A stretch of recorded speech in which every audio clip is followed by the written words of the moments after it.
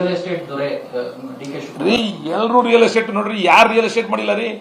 ಈಗ ಅಶೋಕ್ ಪಾಪ ಮಾತಾಡೋನೆ, ಅಶೋಕ್ ಏನ್ ಕುಬೇರನ್ ಮಗನ?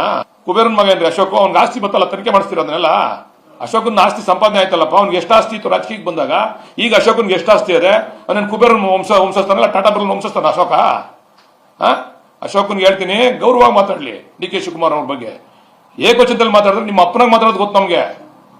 ಗೌರವವಾಗಿ ಮಾತಾಡ್ಬೇಕು. ಅಶೋಕ್ ವಿರೋಧ ಪಕ್ಷದ ನಾಯಕ, ನೀನ್ ಅನ್ಲಾಯಕ ಅಶೋಕ್ ವಿರೋಧ ಪಕ್ಷದ ನಾಯಕ ಆಗಕ್ಕೆ. ನೀನ್ ಕುಬೇರನ್ ಮಗ ಏನಪ್ಪ, ಟಾಟಾ ಬಿರ್ಲಾ ಮಗನ? ನಿನ್ಗೆ ಹೆಂಗ್ ಬತ್ತ ಆಸ್ತಿ ಎಲ್ಲ? ಸ್ಕೂಲ್ ಬಂದದೆ, ಕಾಲೇಜ್ ಕಟ್ಟಿದ್ಯಾ, ಕೋಟ್ಯಾಂತರ ರೂಪಾಯಿ ಬಾಡಿಗೆ ಬತ್ತಾದೆ, ನಿನ್ಗೆ ಎಲ್ಲಿಂದ ಬತ್ತು?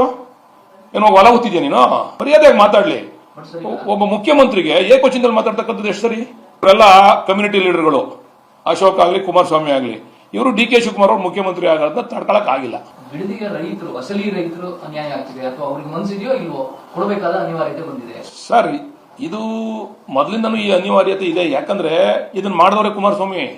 ಅವತ್ತೇ ಅವ್ರು ಡಿಲೀಟ್ ಮಾಡಿಬಿಟ್ಟಿದ್ರೆ, ರೆಡ್ ಝೋನ್ ಇಂದ ತೆಗೆದ್ಬಿಟ್ಟಿದ್ರೆ ರೈತರದ್ದು ವ್ಯವಸ್ಥೆನೇ ಬೇರೆ ರೀತಿ ಆಗ್ತಿತ್ತು. ಇಷ್ಟೊತ್ತಿಗೆ ಯಾರೋ ಬರೋನು, ಯಾವನೋ ಲೇಔಟ್ ಮಾಡೋನು, ಯಾವನೋ ಸೈಟ್ ತಗೊಳ್ಳೋ ಇದ್ ಮಾಡೋರು, ಅಲ್ಲೆಲ್ಲ ಲೇಔಟ್ ಡೆವಲಪ್ಮೆಂಟ್ ಮಾಡೋರು, ಮಾರೋರು. ಅದನ್ನ ಮಾಡ್ದಂಗೆ ಸ್ಟಾಪ್ ಮಾಡಿದವ್ರು ಯಾರು?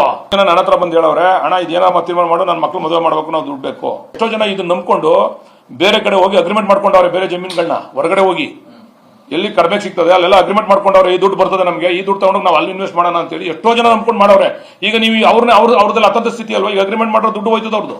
ಕುಮಾರಸ್ವಾಮಿಗೆ ಪ್ರಾಮಾಣಿಕತೆ ಇದ್ರೆ ಅವತ್ತೇ ಮಾಡ್ಬೋದಾಗಿತ್ತಲ್ಲ. ನಿಜವಾಗ್ಲೂ ಕಳ್ಕಳಿದ್ದೀರಿ. ಇವತ್ತು ಅವ್ರ ಉದ್ದೇಶ ಏನೋ, ಡಿ ಕೆ ಶಿವಕುಮಾರ್ಗೆ ಹೆಸರು ಬಂದ್ಬಿಡ್ತದೆ. ಡಿ ಕೆ ಶಿವಕುಮಾರ್ಗೆ ಹೆಸರು ಬರಬಾರ್ದು, ಹೆಸರು ಕೆಡಿಸ್ಬೇಕು. ಈಗ ಮುಖ್ಯಮಂತ್ರಿ ಆಗವನೆ, ನಮ್ಮ ಕಮ್ಯುನಿಟಿನಲ್ಲಿ ಹೆಸರು ಕೆಡಿಸ್ಬೇಕು. ಅಶೋಕಂಗೂ ಇನ್ನೇನು